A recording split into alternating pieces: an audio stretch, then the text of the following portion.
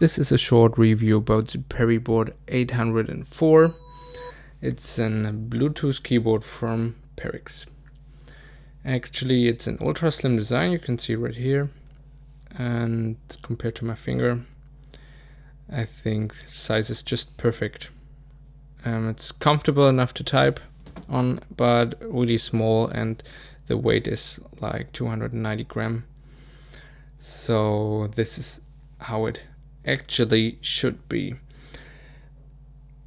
The next important part are the keys, of course. They are really well made. They're solid and they give nearly no noise. So if I just shake the keyboard, you won't hear anything. So the whole thing is really stiff. Just check how this looks. If I press the key on this side, you will see that the whole space bar, for example here, the whole space bar is moving and not just the side I'm actually pressing on. So this is a good part because it really feels good and solid if you type on these keys. The next important part is battery life, and it's like 35 days in standby and 100 hours in working time, and I really can confirm this. I did not have to load it this month so I actually don't know the exact battery life because I can't remember the last day I reloaded it. So let's test it on the mobile device. We have a tablet right here connected with Bluetooth. Just go here and type Google, check it. Yep.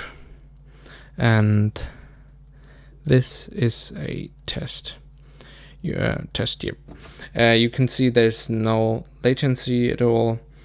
It works just like a normal keyboard connected with USB, and you also have to connect it with the USB, the micro USB up here, if you want to load it. The micro USB cable is included, of course, but you have to use the USB connection to actually use the keyboard. So loading is with the USB cable and the real typing is with the Bluetooth. Yeah, I think this is I